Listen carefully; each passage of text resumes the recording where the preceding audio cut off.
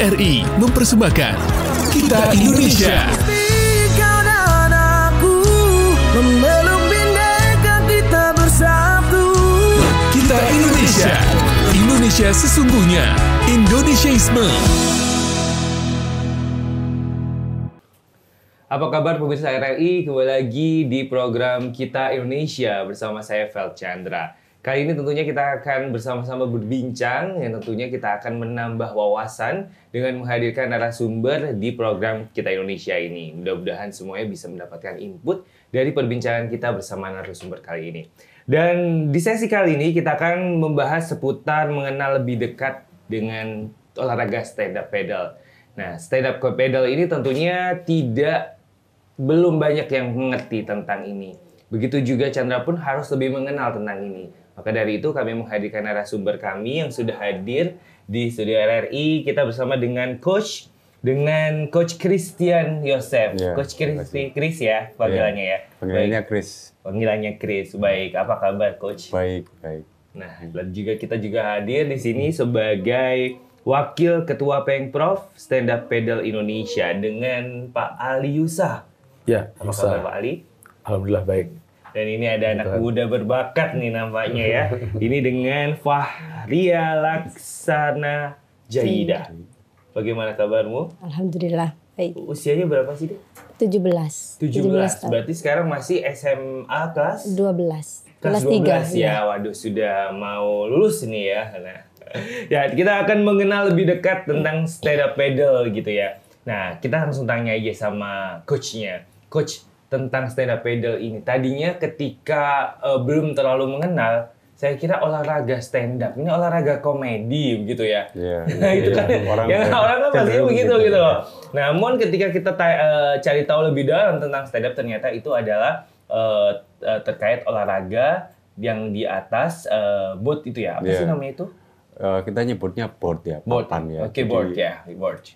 Aktivitasnya kalau bahasa Indonesia dayung berdiri. Dayung berdiri. Jadi, nah, kalau ke sini saya ngarahnya itu, kalau tadi stand up comedy, ini justru arahnya itu saya kayak aura. Iya. Aura farming gitu ya, yang sekarang lagi hits banget. Nah, apakah stand up paddle ini karena adanya aura farming ini akhirnya banyak dikenal, atau sebenarnya sebelum itu tuh memang memang stand up paddle udah dikenal sebelum adanya aura farming? Bagaimana menurut Coach? Jadi stand up paddle itu sebenarnya ya aktivitas masyarakat kita ya dari dulu ya sebenarnya. Sudah banyak orang-orang lokal yang aktivitas sehari-harinya juga mendayung sambil berdiri.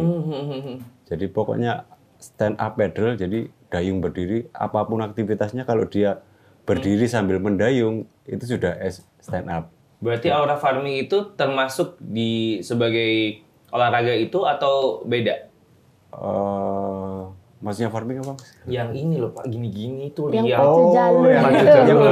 Iya. Pacu jalur. Iya, itu yang dikenal pacu jalur. Karena ya. karena dia nggak mendayung, itu berarti tarian di atas board, di atas perahu. Gitu. Jadi itu bukan termasuk olahraga mungkin. Yang belakangnya yang berolahraga. Si auranya dia lagi dirijennya menyemangati gitu, dirijennya. gitu. Bukan penyanyi tapi dirijennya gitu. Nah. Kalau bicara tadi stand up paddle kan asal berdiri dayung. Itu kalau di bahasa Indonesianya kan dayung berdiri. Nah, bahasa Jawanya gete. Gete. Oh iya.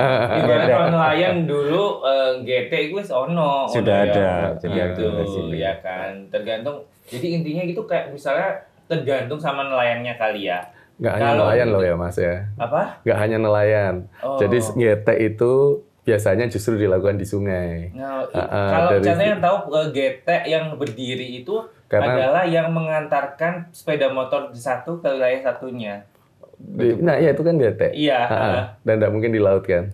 Iya. Dan bukan nelayan yang jalanin. Harus dulu berdiri juga itu. Nah, kan? itu perahu tambangan kalau yang tambangan. Perahu tambangan. Bukan getek itu. Itu tambangan beda ya. Oke. Nah, kalau dayung berdiri ini medianya board. Kalau di Indonesia dulu pakai bambu. Kalau di Papua pakai batang pohon yang kemudian dikeruk. kemudian dinaikin sambil berdiri, sambil bawa-bawa. Nah, sebetulnya jadi kalau bicara budaya dayung berdiri. Kalau dibilang dari ini adalah olahraga import dari Hawaii, saya bilang tidak, karena ini kebetulan jadi budaya bahasa Indonesia, bangsa bahari, yang memang kita biasa melakukan hal tersebut dari justru ketika manusia atau manusia Indonesia sudah mengenal bagaimana menetap di suatu wilayah. Nah, jadi kalau bicara abad keberapa, sebelum abad Masehi, sudah ada gitu ya. ini sudah jadi budaya kita. Karena memang Indonesia adalah negara maritim di mana dia memang banyak perairan gitu ya. Tapi memang bukan cuma di laut. Tapi Banyak pulau di perairan Indonesia. Karena Indonesia itu sebetulnya adalah kelautan yang ada pulaunya. 70% laut. Bukan pulau yang ada daratan dan bukan pulau yang ada laut dan sungainya, tapi adalah sungai dan laut yang punya pulau. Jadi memang kalau kita googling ya stand up paddle itu nanti munculnya awalnya di Hawaii. Sebenarnya bukan awal ya, tapi lebih populernya yang muncul di mempopulerkan Hawaii. ibarat Ya. kata ya. Di Hawaii waktu itu ada orang naik bambu dibentuk seperti kayak papan surfing, dia dayung. Kebetulan waktu itu dia naik ombak. Kerennya waktu itu jadi populer waktu itu dia naik ombak dengan cara itu. Jadi populernya awal kepopulernya dari situ. Terus lebih karena dia surfing, jadi kan lebih cenderung ke atraksi kan. Iya. Wah, kok keren banget yang biasanya kan cuman berdiri di flat water itu bisa dipakai surfing. Nah itu mulai populer orang-orang mulai inovasi dan semuanya jadi makin banyak nomor-nomornya dibikin kayak. Jadi stand up paddle sekarang ada yang di balap, ada yang di surfing, bahkan aktivitasnya ada yoga juga, yoga, terus polo, adventure, dijeram, whitewater itu juga bisa stand up, tapi dijeram, gitu. Jadi banyak sekali sih aktivitasnya. Gitu, ibarat kata sekarang ya. Disiplinnya jadi banyak. Ada freestyle juga. Jadi dia freestyle di board itu dengan berbagai macam gaya. Banyak sekali kok. Disiplinnya akan berkembang nanti. Yang sekarang lagi populer memang yang race itu ya, yang balap sama yang surfing. Jadi kalau race penilaiannya nanti waktu, kalau yang surfing berdasarkan penilaian skillnya. Ya, jadi poin. Atraksinya gitu ya. Poin gitu. Baik. Lalu ketika kita bicara ini ada menjadi sebuah olahraga, itu kan pasti sudah masuk standar gitu ya. Lalu kalau dulu skateboard itu kan itu sudah ada standarnya sendiri. Tapi kalau untuk stand up paddle sendiri, untuk terkait keselamatan atau apa itu sudah diatur atau bagaimana? Sudah ada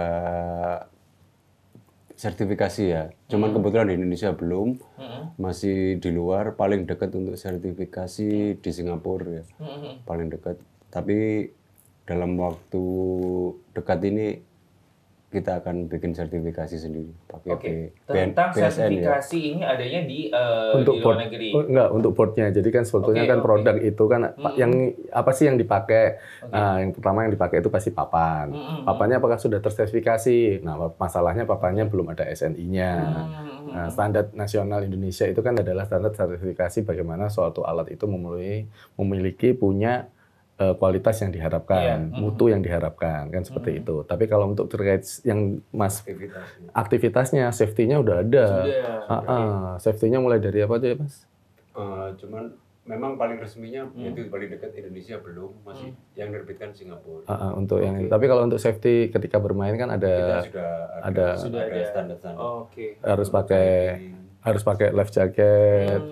Terus pada papan dan manusianya harus ada apa itu Mas namanya? Leasing ya.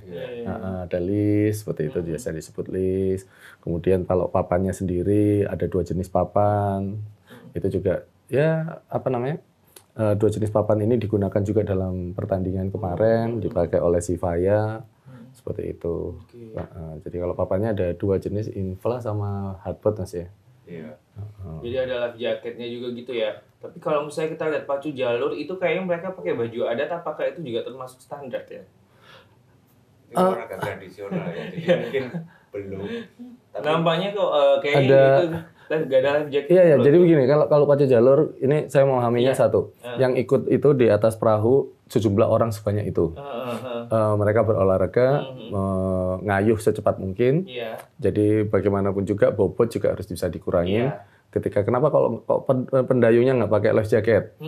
Karena relatif yang digunakan adalah perahu, kayu, berserta orang banyak. Ketika jika ada yang jatuh, yang menolong itu pasti akan juga sejumlah orang itu juga akan bisa berhenti banyak. Sementara olahraga ini adalah olahraga individual.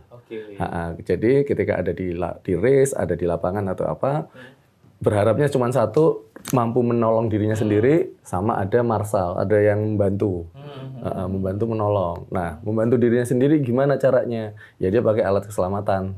Alat keselamatannya apa? Tadi sudah disebutkan, ada life jacket, ada list, papannya sendiri pun juga jadi alat keselamatan. Jadi nggak ada persoalan untuk keselamatan di sini. Cuma tadi kalau ditanya standar alatnya seperti apa, ya kebetulan standar alat dari negara sampai sekarang ya tidak ada. SNI belum masuk ke produk tersebut. Standar nasional Indonesianya belum ada. Standar terkait sertifikat pelatihan dan lain sebagainya ya kita sudah ada itu semua. Baik, kita berbicara terkait dengan kilas balik dijadikannya stand up paddle ini sebagai cabang olahraga. Dan pastikan semua ada standar ya untuk dimasukkan di sebuah cabang olahraga. Sedangkan kita tadi tahu bahwa ada beberapa yang memang akan misalnya sertifikasi, lalu juga tentang SNI. Lalu bagaimana persiapan itu sehingga akhirnya bisa dimasukkan sebagai cabang olahraga, Coach? Jadi untuk masuk cabang olahraga memang ini kita untuk SUP semua olahraga sih sebenarnya kan. Semua olahraga apapun itu ini berangkat dari rekreasi. Jadi olahraga rekreasi memang ada kan ya, olahraga rekreasi ya. Olahraga rekreasi kita juga masuk di olahraga rekreasi resmi. Jadi berangkatnya dari olahraga rekreasi yang peminatnya semakin banyak. Makin banyak. Akhirnya kan kita gelar games. Kita kan gelar games, apapun itu games. Biasanya games paling mudah itu kan adu cepat. Ya kan? Adu cepat, akhirnya itu jadi lomba. Jadi lomba, terus sudah masuk untuk yang prestasi ya, internasional ya. Itu sudah ada rules-nya juga, ada aturannya juga, sudah disusun di organisasi internasional ya, ICF ya, organisasi dayung. Rules-nya sudah dibentuk. Nah, untuk masuk di Indonesia, kebetulan karena di internasional dilombakan, Indonesia mulai nyari pegiat-pegiatnya itu. Jadi pegiatnya sudah ada memang, sudah ada. Sudah sekarang dipanggil untuk lebih fokus untuk membangun gitu membangun yang di rekreasi dan di prestasi. Jadi gitu. Jadi kita ada dua, bukannya Bang ya. Memang aktivitasnya karena banyak, nomornya banyak. Dan kita berangkat dari rekreasi. Jadi rekreasi tetap, ya kan, unsur wisatanya gede banget ini, Mas. Unsur wisatanya gede banget.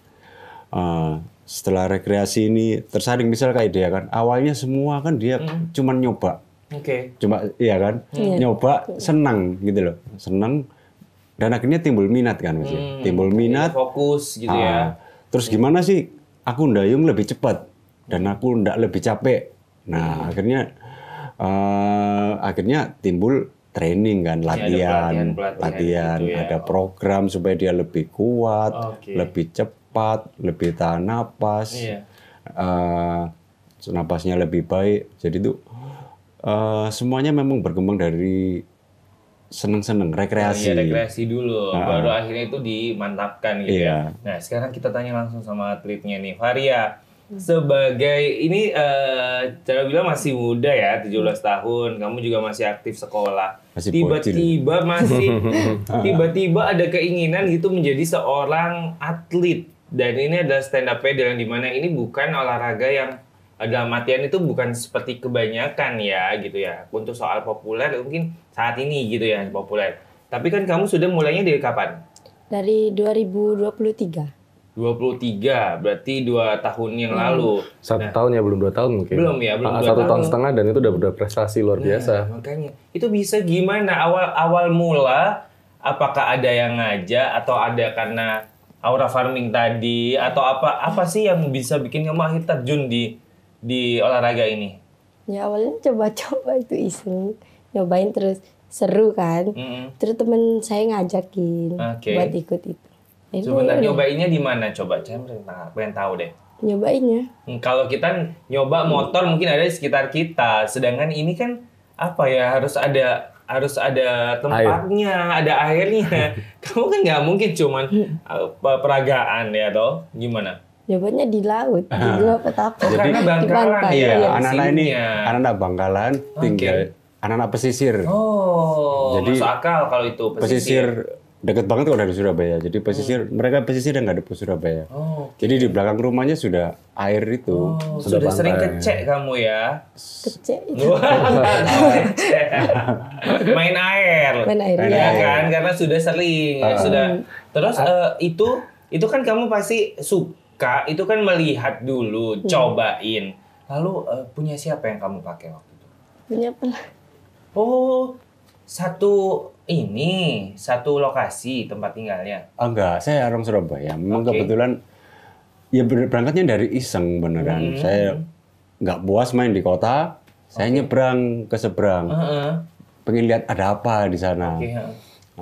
Kebetulan yang saya jalani nggak lewat darat gitu loh. Kan penasaran, ada apa itu di laut? Pemandangannya seperti apa? Oke. Ketemulah mereka ini lagi berenang waktu itu. Oke. Kakak-kakaknya mereka lah, dia belum. Terus mereka lagi berenang. Mainan apa ini om? Ini dayung. Kalian mau coba? Cobalah mereka. Terus seneng. Mereka lagi berenang di. Jadi coach waktu itu bawa alat ke sana. atau Iya. bagaimana? Aku bawa alat ke sana, saya mainan. Oh. Ketemu mereka. Oke. Main apa om? Ini cobaan. Mereka lagi berenang itu. Kalian ngapain? Berenang om. Ya sudah. Saya suruh mereka nyoba. Gayung bersambut ya ceritanya ya. Oke. Terus seneng. Ya itu terus kita main. Saya nongkrong di sana di tempatnya mereka. Iya. Terus habis gitu berkembang jadi ada panggilan untuk diprestasi kan. Oh ini kita ada kesempatan di prestasi ini. Gimana kita mau lebih serius? Ternyata anak-anak mau lebih serius. Mulailah kita coba program latihan yang betul apa semua. Akhirnya ya puji syukur sekarang mereka juga jadi atlet gitu kan. Yang tadinya main-main cuman berenang di situ. Cuman berenang gitu kan, ya kan. Kalian berenang terus main jadi atlet. Kebetulan saya bawa juga anak-anak yang Bangkalan masuk di Porprov waktu itu dilombakan di 2023. Dapat si yang namanya Faiz itu dapat juara kan. Otomatis kalau dapat juara dia dapat reward Bonus. dari kabupatennya kan. Jadi waktu latihan juga dikasih uang saku yang diprestasi. Jadi tiap bulan dapat untuk berlatih. Jadi di bawahnya KONI waktu itu. 2023. Mungkin si ini juga lihat kakaknya. Kakaknya dapat yang tadinya nggak ngapa-ngapain ya Kak Faiz. Jadi atlet menang terus dapat sesuatu. Iya. Pasti kamu kan juga dia. pengen kan. Oke. Nah itu terus ini jadi yang juniornya sebenarnya yang ini. Yang mungkin dia akhirnya terpacu kan. Kebetulan kalau dari misal menang mas ya, misal menang itu mereka berprestasi dapat piagam kan. Kalau uang kan pakai habis kan, ya kan. Piagam itu bisa buat mereka sekolah nanti kan. Ke perguruan negeri. Itu kan. Di perguruan tinggi mau kemana dapat beasiswa itu yang paling penting buat mereka. Paling tidak terhitung harganya. Iya, yang gitu tidak kan. terhitung harganya. Ada kesempatan untuk sekolah yang lebih bagus, masuk ke universitas lebih bagus, ketemu orang-orang baru. Mungkin ya dari berenang di laut kamu bisa duduk di radio sekarang, ya kan? Kalau misalnya ini jadi sebuah film ini lebih menarik dari perjalanannya seorang coach ya kan, menemukan ini kan ibarat kata tadinya iseng ke sana bukan bukan untuk mencari bibit kan di sana. Nah terus tiba-tiba tanpa sengaja menemukan bibit. Iya, ketemu anak-anak berenang. Nah gitu. iya. Saya aja. Karena kayak Laskar Pelangi kalah kayaknya. Jadi dulu itu ini sudah 5 tahun yang lalu mungkin. Oke. Aktivitas ini di Surabaya. Dan mungkin saya kayak orang gila mungkin ya dulu ya. waktu COVID itu. Oke. Jadi biasanya saya main di Bali, terus main di Bali waktu COVID kan ada PPKM kan. Nggak boleh jauh-jauh. Nggak Gitu. bisa kemana-mana saya. Udah, Sungai Surabaya tak cemplungi, main sendirian kayak orang iseng. Kemana-mana, nggak puas saya nyebrang gitu. Jadi sebenarnya asik banget loh, olahraga ini asik banget. Karena nanti akan sensasinya beda banget. Betul sekali. Waktu kita jalan di darat ya, di darat kita lihat view-nya, misal dari jalan itu lihat RRI dari situ. Tapi nanti kita lihat dari sisi RI, lihat ke arah delta situ kan. Jadi dari air kita lihat yang pemandangan darat itu. Itu akan ambience-nya beda banget. Nah ini yang memang perlu kita kulik lagi nih. Cuman memang tadi masih sangat-sangat tertarik dengan sebuah kilas balik dari seorang coach menemukan anak-anak ini yang akhirnya menjadi prestasi yang di awalnya itu dari niat luhur kayak ya, bukan yang mencari ditujukan untuk mencari bibit, mencari prestasi, tapi tidak sengaja. Iya, niat iseng, mainan. Iseng ya kan. Nah, itu ya, apapun yang dilakukan secara tulus itu hasilnya bagus. Amin. Juga. Tapi yang pastinya pemirsa RRI kita akan kilas balik dari semua ini. Apa aja yang menarik dari stand up pedal yang pastinya kita akan kupas secara tuntas di segmen selanjutnya. Tetap di Kita Indonesia.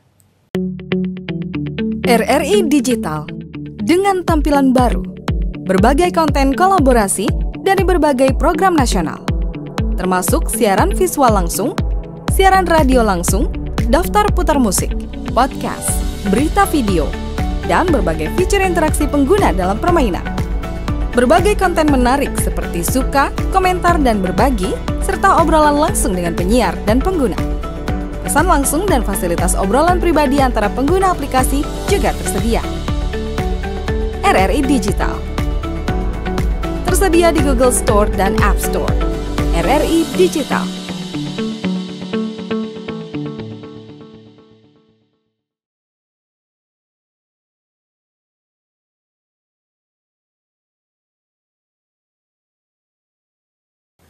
Masih di program Kita Indonesia, pemirsa RRI, pastinya kita akan mengupas lebih dalam lagi seputar stand up pedal.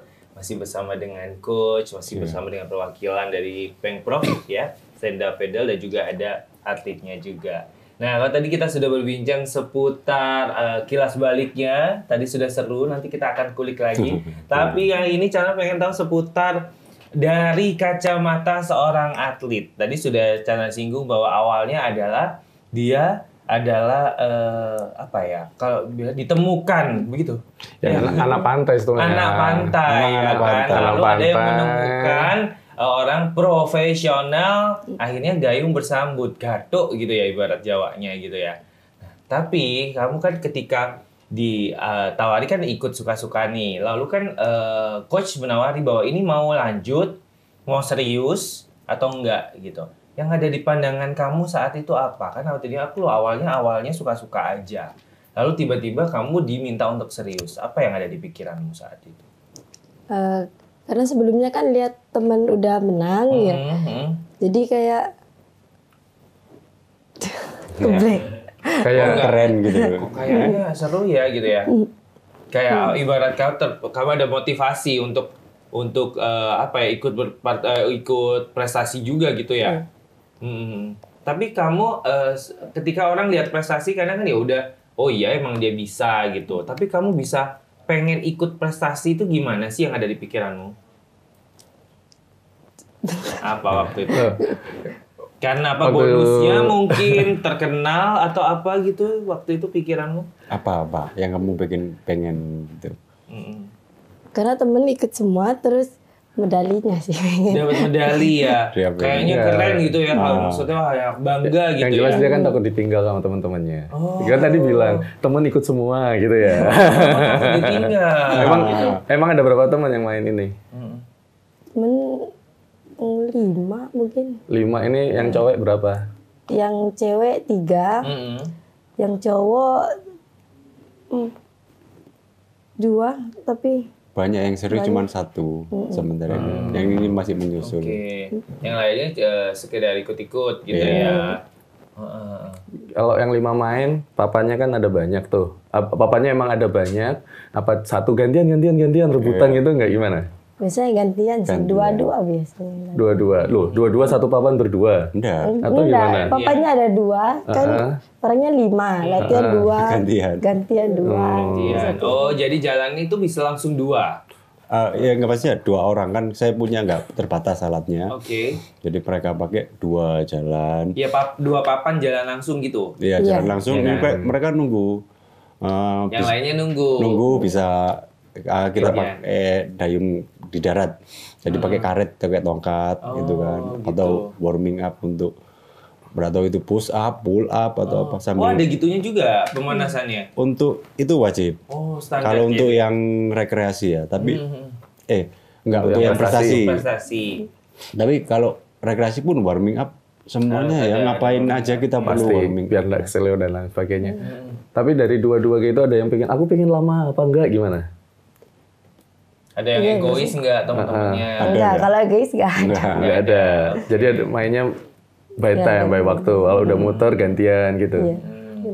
Biasa latihan sampai berapa lama? Latihan biasanya paling lama 3 jam. Sehari 3 jam. Iya.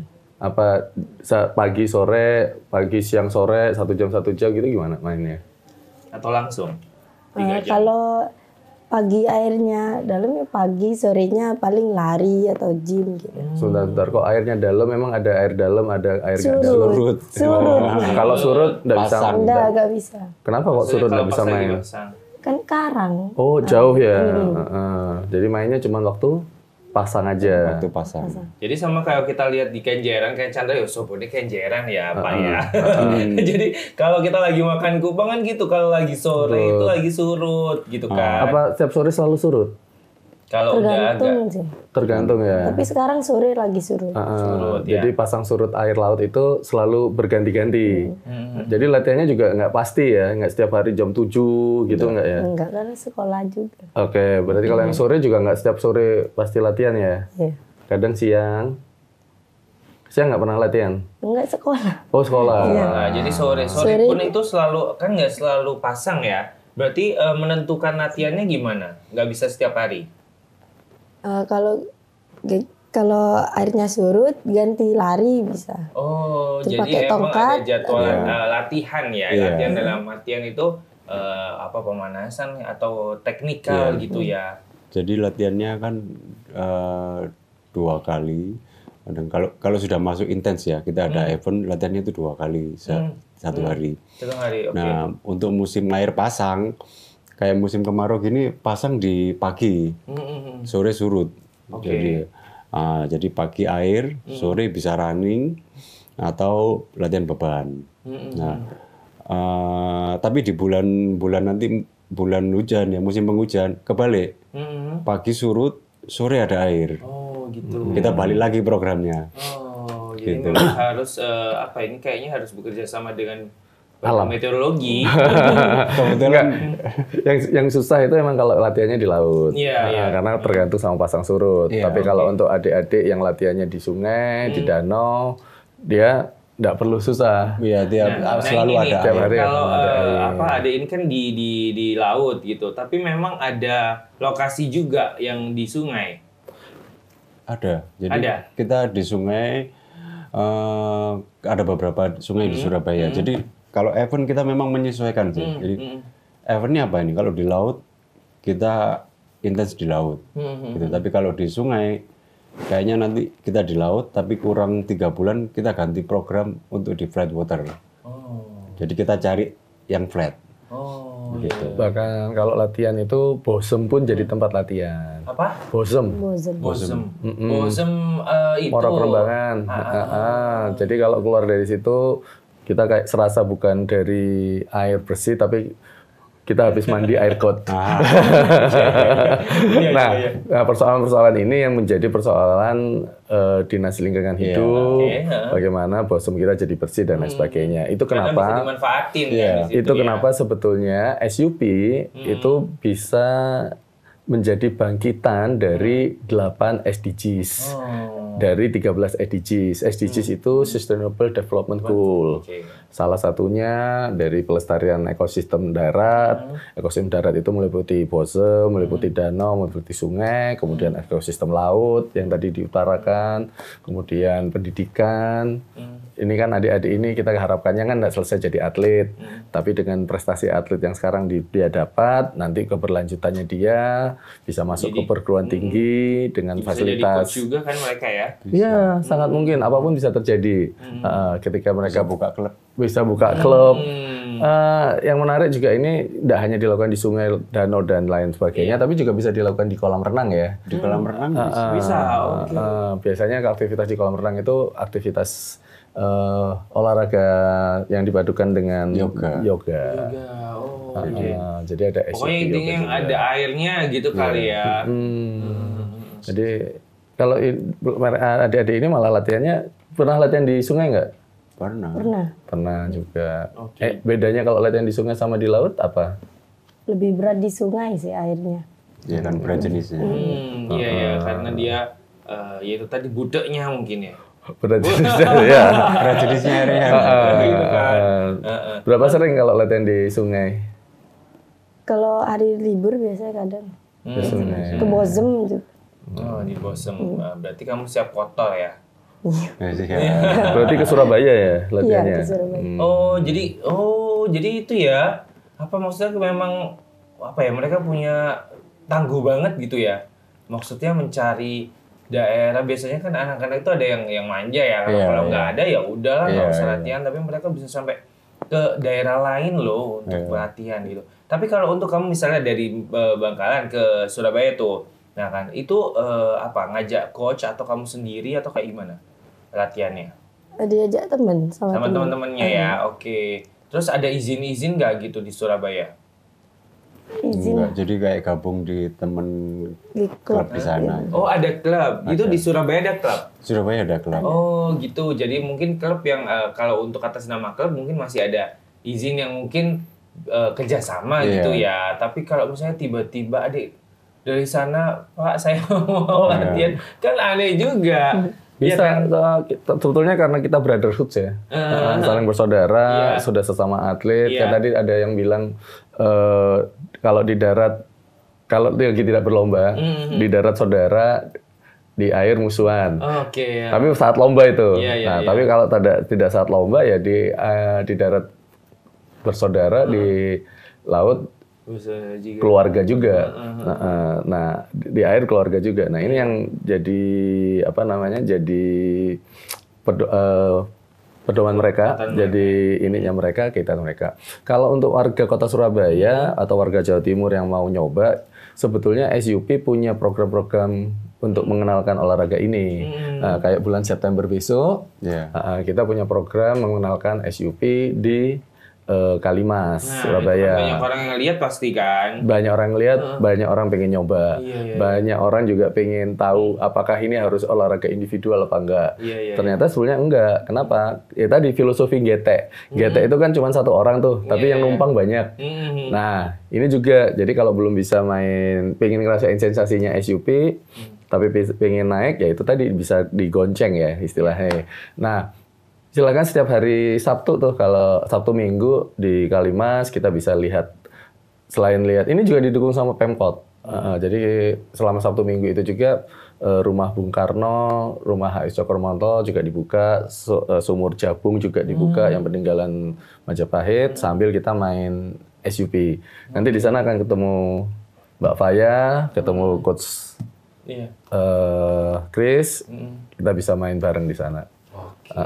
Ya pasti itu tadi banyak sekali sih ya keindahan-keindahan apa aja yang didapat itu pastinya kita tadi yang sudah mendengar langsung tersentuh. Kita tunggu deh Mas Chandra. Iya, langsung nyoba.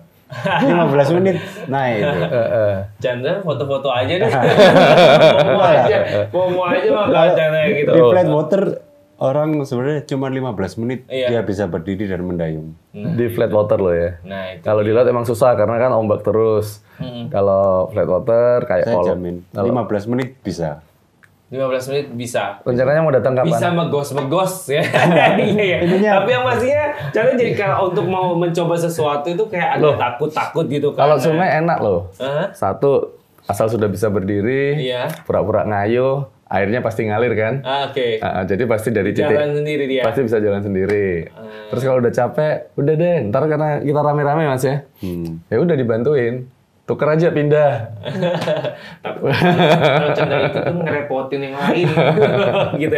Tapi yang pastinya itu tadi karena sudah diceritakan keindahan-keindahan apa aja yang didapat, tentunya nanti kita pengen tahu sih tantangannya apa, kesulitannya apa, meskipun tadi sudah di-spill ya. Dan juga dari pihak atlet ini apakah sustainable, apakah sukanya ini waktunya jangka pendek atau jangka panjang, nanti kita akan cari tahu. Yang pastinya kita tetap di Kita Indonesia.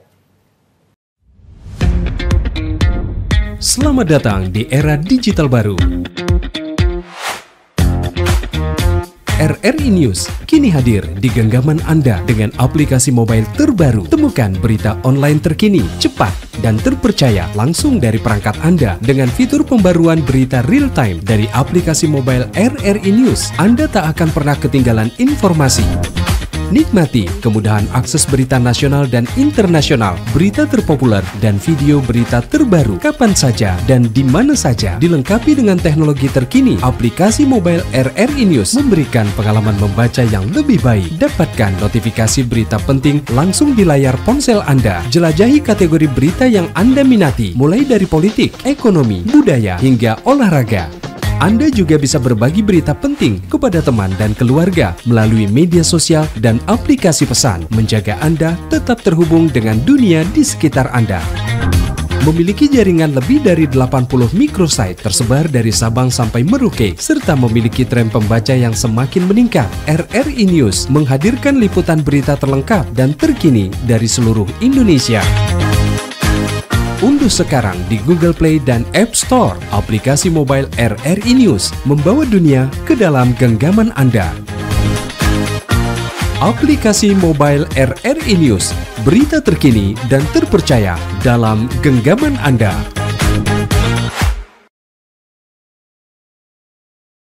Pemirsa RRI, kita masih di Kita Indonesia dan masih bersama Vel Chandra di sesi kali ini. Dan kita masih membahas seputar mengenal lebih dekat stand up paddle, dan kita masih bersama dengan coach yang perwakilan olahraga ini dan juga tentunya atletnya juga. Tadi kita sudah mengupas banyak kebaikan, keindahan, kemudahan ya kan, dan bahkan hal-hal yang dipermudah oleh Tuhan tentunya dengan coach menemukan atlet dengan sendirinya loh ini tadi ya kan. Ibarat tanpa harus mencari, tanpa perlu audisi, tanpa perlu harus seleksi, bukan begitu coach? Ya kan, ini ibaratnya dipermudah sekali loh ini. Apakah benar ini dipermudah atau sebenarnya ini masih banyak kesulitan-kesulitan yang harus diselesaikan? Menurut coach gimana? Kesulitan banyak sih memang. Jadi terutama jadi anak kita ini 70% air ya Indonesia ya. Masih banyak anak Indonesia takut. Termasuk Chandra sih coach. Ya. Termasuk. Tapi kalau dari ini saya yakin nanti tidak takut. Jadi banyak yang takut. Nah, sebenarnya olahraga ini aman banget. Dan sensasinya kita nggak kebayang ya, kita lihat air, selat, danau ya. Gimana tiba-tiba kita bisa stand up di tengah danau. Berdiri di tengah sungai. Dengan alat ini kita bisa stand up berdiri di atas air, yang sesuatu yang kan nggak mungkin kan. Nah itu sensasinya gede banget. Oh saya berdiri nih, bisa kayak berdiri misal di bawahnya Suramadu, di tengah di bawahnya jembatan. Saya berdiri di atas air kan. Benar-benar menantang dunia gitu ibarat kata. Sendiri untuk sendiri terus di tengah danau, misal di danau yang kita bisa lihat. Sekarang kita bisa stand up berdiri di tengah danau pakai alat ini. Gitu. Tantangan terbesarnya ya itu masih banyak anak-anak sini takut air ya. Tapi mudah-mudahan dengan stand up mereka jadi nggak takut air, lebih peduli dengan air, lebih peduli dengan kesehatan ya, olahraga juga, terus peduli dengan wisata. Jadi kan karena kita beraktivitas di air, kita jadi benci lihat sampah. Iya. Ya kan? Benci lihat sampah. Kalau ini ada kedayung, nyangkutlah kita ke sampah. Ngapain? Jadi kita jadi benci, terus kita jadi ngerubah pola kita sendiri kan untuk jangan sampai ada sampah itu sampai ke sungai gitu. Gitu. efeknya besar sekali sih sebenarnya. Efeknya besar ya. Ya gitu. sehat, jadi lebih peduli sama Lingkungan gitu, Lingkungan. dengan air terutama ya. untuk di prestasi juga sudah terbuka. Nah, itu. Nah, Biar itu anak- bagus-bagusnya nih. Kita Iya. tanya nih sama atletnya nih. Apa sih yang menjadi kesulitan kamu Kesulitanmu. gitu ya? Yang menurut kamu sebagai atlet yang selama ini mungkin kalau coach ada usaha ya mengusahakan olahraga ini. Tapi kalau misalnya kamu sebagai atlet kan ya udah tinggal apa ya termasuk tinggal beres gitu ya. Dalam artian kamu latihan, kamu berusaha untuk menang. Tapi kalau kamu sendiri kesulitannya apa sih sebagai atlet? Kesulitannya menjaga konsistensi latihan. Sulitnya kenapa? Karena kan masih sekolah juga. Mm-mm. Terus pulangnya sore kadang. Oke. Sore akhirnya kan gak nentu ya. Kejar-kejaran ini ya, kejar-kejaran waktu. Artinya kan gini, kalau ada program student atlet, dia akan jauh lebih enak untuk latihan. Iya, iya, iya. Nah, terus yang kedua, biasanya atlet itu kamu punya alat sendiri nggak? Enggak. Nah, itu kan jadi salah satu problem. Ternyata dia nggak punya alat sendiri. Bedanya kalau kamu punya alat sendiri sama enggak, kira-kira apa? Kalau punya alat sendiri sih lebih gampang kayaknya ya. Mau latihan kapanpun jauh lebih mudah. Nggak nunggu-nunggu. Nggak nunggu-nunggu.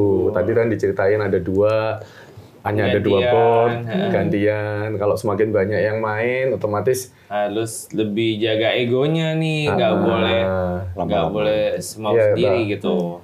kalau papanya emang mahal deh. Tapi kalau dayungnya punya nggak? Enggak. Nggak punya juga. Nah, jadi peralatan juga sudah. Ini kan kamu sekolah nih. Di sekolah ada ekskulnya nggak? Enggak ada. Nah, jadi tambah susah ya. Kalau basket kan di sekolah ada ekskulnya. Iya.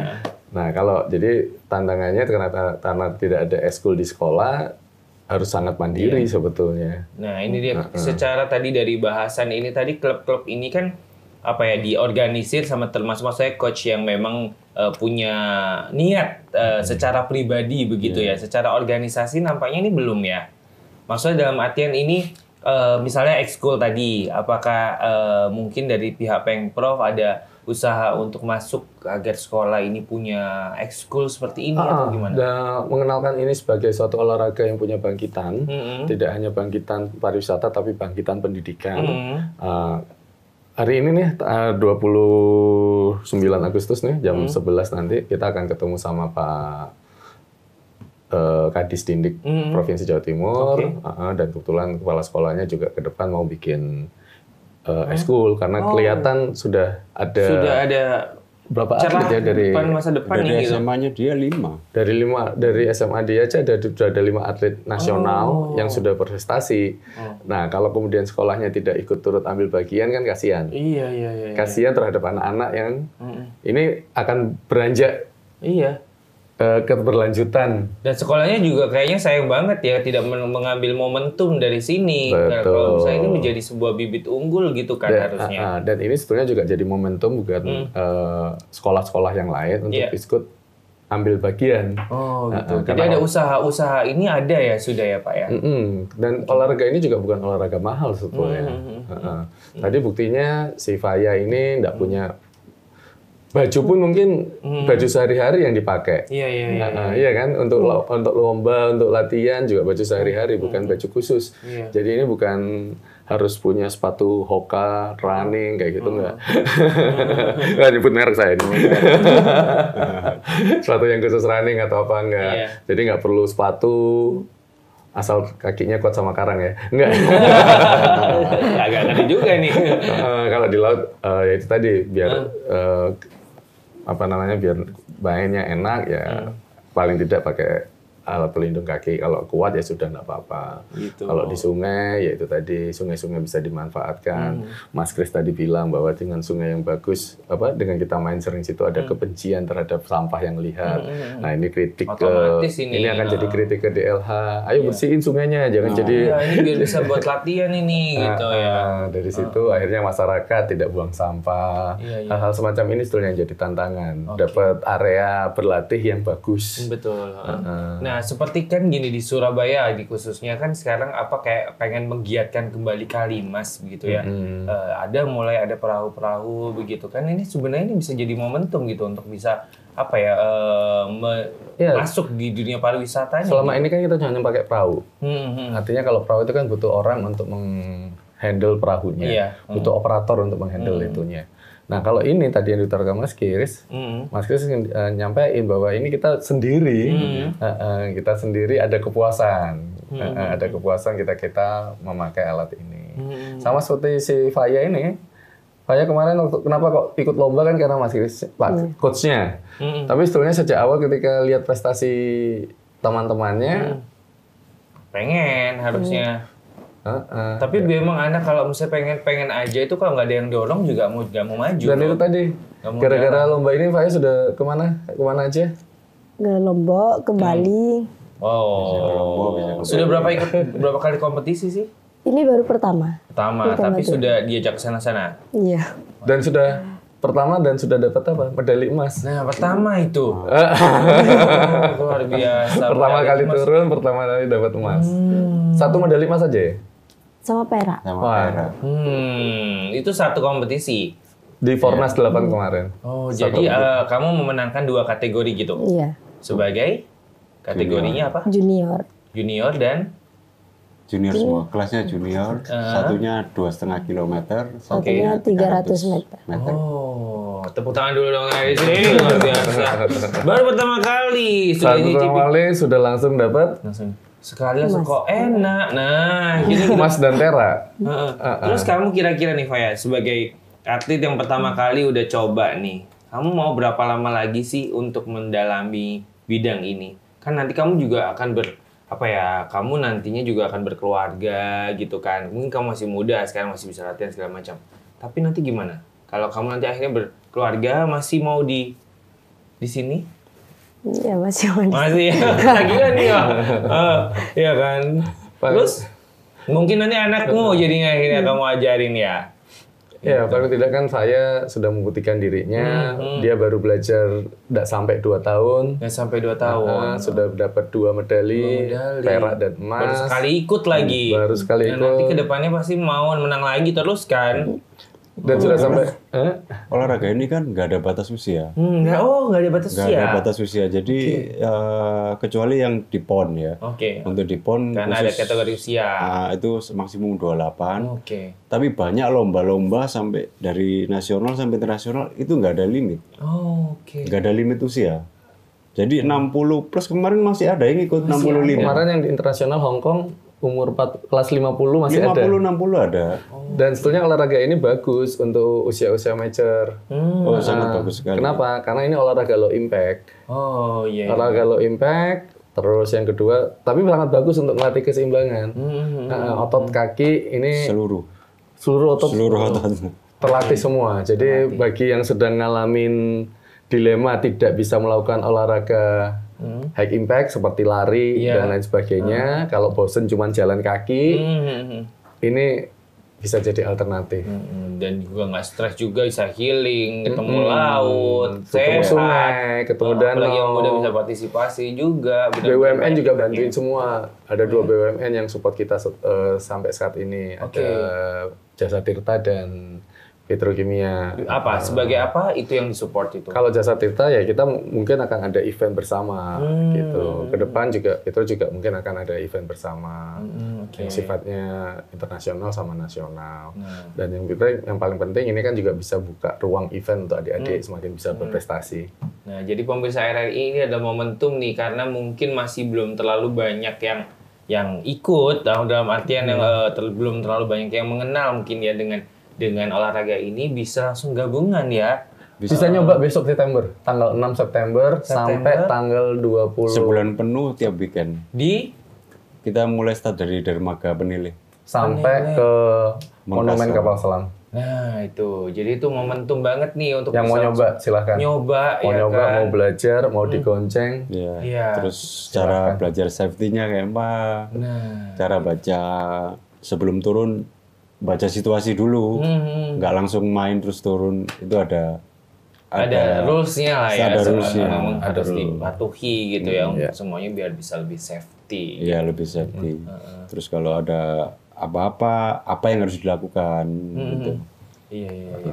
Oke, jadi Asik banget tuh. asik banget ya. Semua langsung bisa aja langsung tadi di bulan September sebulan penuh ya. Ya, Nah, harapan. itu jadi kalau misalnya cuma selama ini cuma lihat-lihat, nah kalau udah pemirsa RRI udah nonton ini langsung aja ketemu sama coach kita juga. Cak Kawan-kawan Yusa. semua. Dan Adik-adik ini akan semua. turut. Siap. Akan turut juga ke kegiatan tersebut. juga ya? Atlet Jawa Timur akan Iya. turun di sana, jadi sudah langsung bisa kenal atlet. Oke. Harapan kami satu, bahwa tidak hanya BUMN yang sudah ada yang akan support kami, tapi pemerintah, OPD, semua OPD juga support. Supportnya gimana? Bersihkan sungai. Supportnya gimana? Ayo KSH-nya kalau di Surabaya, kader Surabaya hebatnya, ayo jangan tidak hanya mengurusi jentik nyamuk, tapi juga jangan buang sampah sembarangannya di sungai, jangan di got, dan di kali juga sudah mulai digalakkan. Terus untuk OPD kedinasan, dinas pendidikan baik kota sama provinsi, ya ayo ini dijadikan salah satu ekstrakurikuler yang bisa menunjang prestasi anak-anak kita, tidak hanya di skala nasional, tapi juga skala internasional. Saya pikir ini akan membawa dampak yang lebih baik buat Surabaya, buat Jawa Timur, dan buat Indonesia. Itu harapan kami sih sebetulnya. Betul. Harapannya coach mungkin. Saya nyampein yang saya selama ini ya kan, Indonesia punya pesisir banyak, panjang sekali pesisir itu. Nomor 3 ya. Iya, cuman pesisir itu di sini dijadiin jamban. Itu yang saya sangat nggak setuju. Padahal ini sentral bisnis apa semua itu di pesisir. Iya. Jadi yang di sini kayak kota sudah ada perbaikan lah, ada perbaikan. Iya. Jadi jangan jadikan pesisir itu jamban. Jadi pesisir itu malah potensi paling besar untuk banget, suatu ya. daerah. Ya, ini memang perlu ada dukungan mungkin dari langkah-langkah kecil seperti ini Kalau gitu saya ya. pengennya apa nih? Nah, Pengennya apa? Sama olahraga ini, sama pemerintah, harapannya sama sekolah. apa sih? Harapannya bisa terus mengembangin prestasi sih di sini. Ngembangin prestasi. Lalu harapan yang lainnya mungkin Buat juga lagi ada daerahmu. pemerintah yang mungkin sedang dengarkan gitu, Buat apa daerahmu, apa pengennya, Dengan adanya- apanya yang mau disupport, olahraga ini, kamu pengen daerahmu seperti apa? disupport. Kalau seperti apa? anak-anak di daerahku tuh pas lihat aku dayung gitu bilangnya gak takut tenggelam gitu. Kata dalam Nggak harapanmu Harapan. ke depannya dengan adanya olahraga ini di daerahmu jadi seperti apa? Ya semoga pemerintah bisa mensupport ya. Jadi lebih rame ya, yang main di laut, yang main di Kalau dulu kan mereka cuma 5-6 orang yang main di laut, akhirnya akan dengan lihat Faya main di laut pakai alat yang seperti ini, pakai papan. Oh, nggak harus ke Bali ternyata, bisa di Bangkalan Madura. Di daerahnya Faya itu kan tadinya buat latihan tuh, ya kan? Itu bisa nggak sih ada pandangan nggak? Wah, ini bisa jadi tempat wisata nih gitu. Menurut Faya gimana? Iya kan emang wisata. Sudah jadi wisata Sudah sekarang. wisata. Daerah ya. Wisata memang. Sudah jadi- sedang mulai. Oh, itu daerah apa sih? Pantai apa namanya? Gua Petapa. Pantai Gua Gua Petapa. Petapa.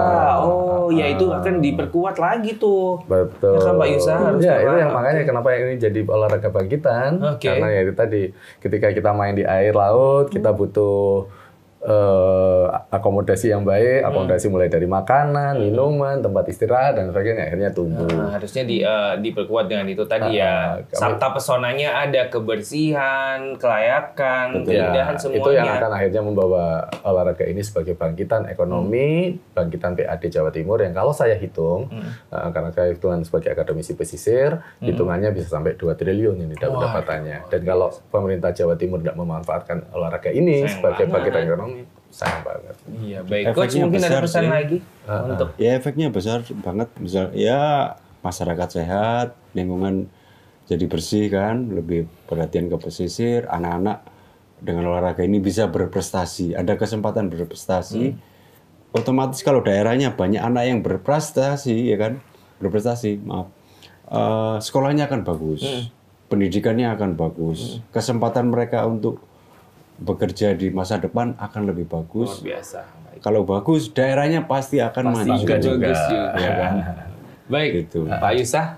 Ya itu tadi pesan saya. Klimaksnya. Artinya ayo sama-sama bangkitin olahraga yang berbasis maritim karena DNA kita adalah DNA maritim. Yes. DNA kita adalah DNA pelaut, DNA kita adalah DNA Pejuang? Iya pasti, karena kita warga kota Surabaya. Iya. Nenek moyang kita pelaut. DNA-nya sudah itu, jangan disia-siakan DNA kita. Baik. Potensi kita juga besar, kita adalah lautan yang punya banyak pulau. Ya ini juga bisa dikembangkan lebih lanjut. Dan orang luar itu iri loh ya dengan Iri Indonesia, karena Semuanya ada. tidak sepanjang tahun mereka bisa main. Iya. Karena mereka punya musim dingin, yang sungai itu akan beku, ya kan, nggak bisa main. Kita sepanjang tahun bisa main. Bisa main. Ayo dimanfaatkan semaksimal mungkin.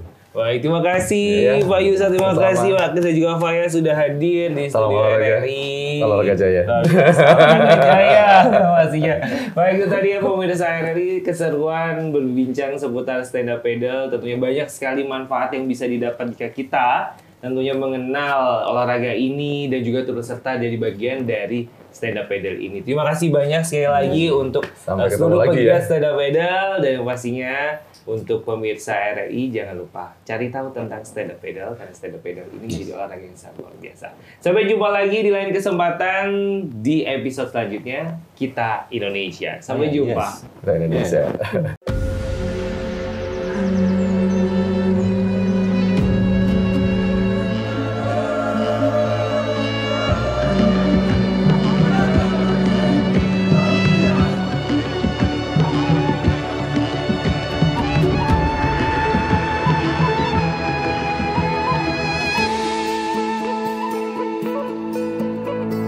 Suara indah, ramah penuh cinta, damai jiwa, tulus terasa nyata. Kita kabarkan berita, membuka cakrawala. Bertaut udara di gelombang semesta. Kita Indonesia, sesungguhnya langit aspirasi bangsa. Kita Indonesia, sesungguhnya kita hadir bagi dunia. Kita Indonesia.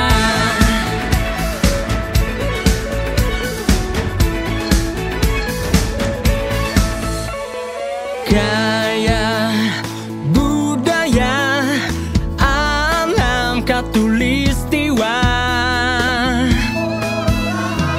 kita kabarkan berita, membuka cakrawala.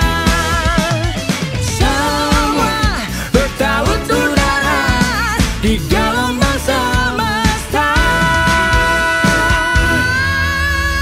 Kita Indonesia, sesungguhnya langit aspirasi bangsa. Kita Indonesia, sesungguhnya kita hadir bagi dunia. Kita Indonesia, sesungguhnya langit aspirasi bangsa. Kita Indonesia, sesungguhnya kita hadir bagi dunia. Kita Indonesia, sesungguhnya langit aspirasi bangsa. Kita Indonesia, sesungguhnya kita hadir bagi dunia. Kita Indonesia, sesungguhnya